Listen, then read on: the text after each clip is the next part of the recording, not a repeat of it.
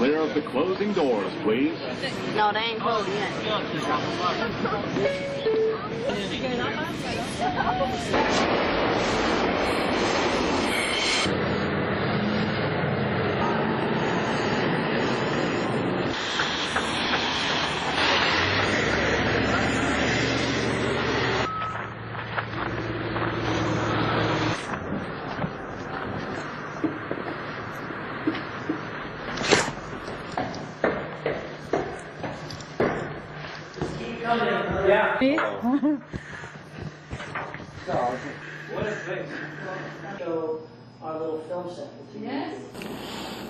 I think schools, as we've allowed them to become institutional, are the major stabilizing force in countries like yours and mine, in which they are a prominent part of daily life. They're a major stabilizing force, but we have to question whether some of the aspects of our societies are worth stabilizing.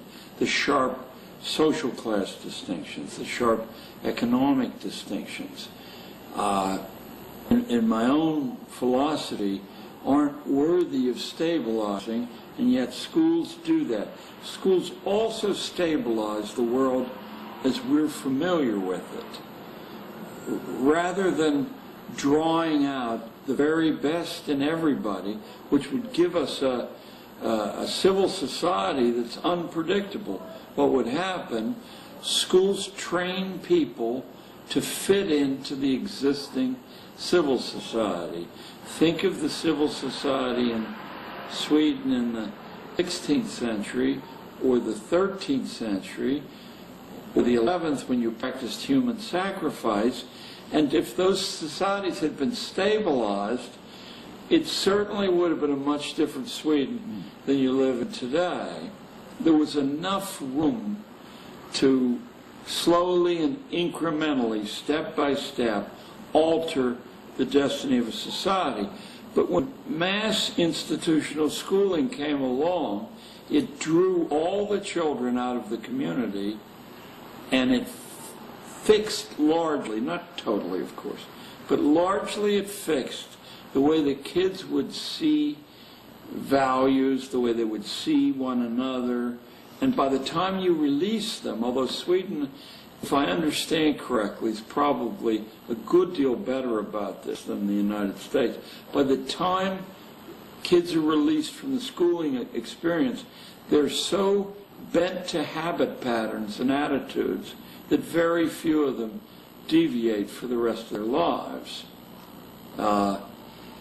I think as a school teacher, teaching in a classroom for 30 years, that's a horrible thing, because we alienate a great number of these kids from themselves, and we absolutely guarantee that whatever their innate genius and talents are is very unlikely to be developed efficiently. Because our principal agenda is to have a certain battery of facts and attitudes memorized so deeply, that's what testing is about, memorized so deeply that we can predict the future. And not to be long-winded, but continue the idea, try to imagine a commercial society that could not predict what you're going to eat, wear, want in the future. It would be flying blind when women's clothing suddenly turns purple.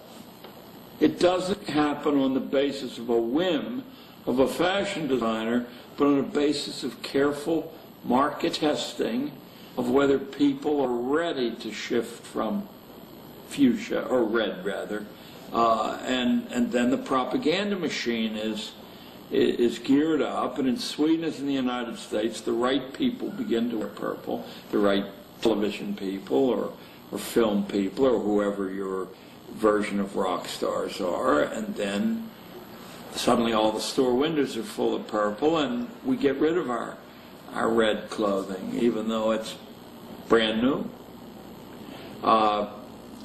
Schools create an attitude that I'm sure is perceived by everybody, but what isn't perceived, I think, as universally is it's a negative attitude that's absolutely essential for a commercial community to flourish in, and that is an attitude of low-level dissatisfaction, so that nothing you acquire, an automobile, a suit, a dress, nothing you acquire satisfies for very long. You discard it or put it in the back of the closet long before its use is over. And in fact, if you have machinery that runs around the clock and is only efficient if it can be run on multiple shifts, you have to have a population that's easily bored, that does not reflect or contemplate, that doesn't discipline themselves about their appetites. As your audience can see, I don't discipline myself about my appetites because I'm a good American there. Without schooling, this training, which takes 7, 10, 12 years to set in, how would it occur? It would occur indifferently and in a much weaker form than it does now. School is a habit training mechanism. Schooling is a form of adoption. You give your kid away at his or her most plastic years to a group of strangers. You accept a promise, sometimes stated and more often implied, that the state, through its agents, knows better how to raise your children and educate them than you, your neighbors, your grandparents, your local traditions do.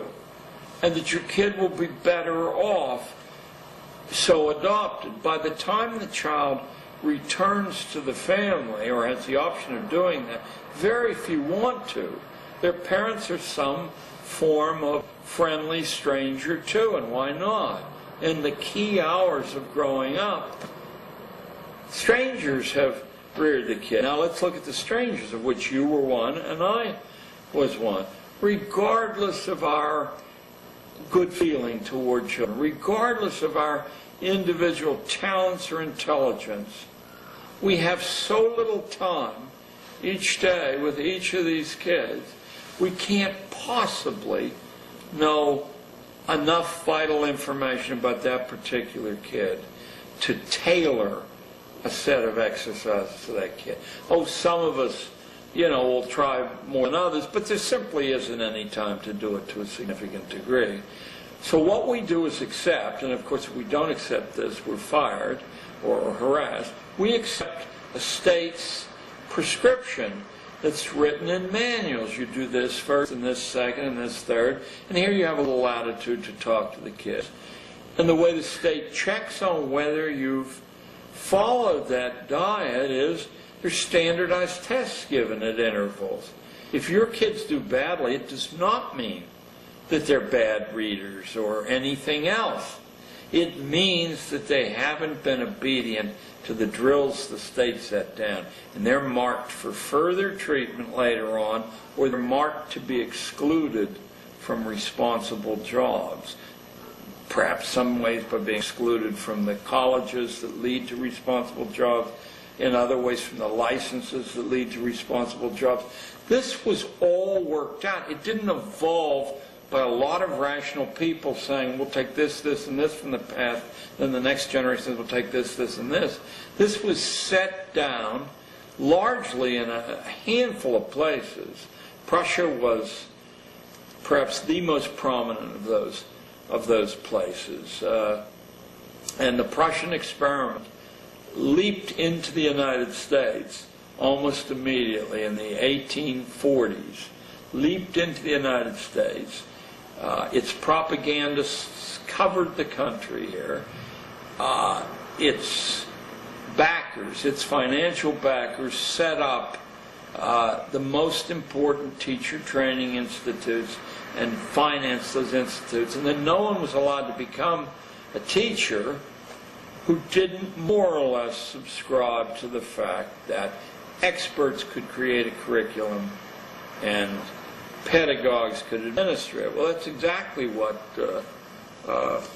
Horace, the Roman essayist, talked about in several of his essays. He said, the master creates the lessons.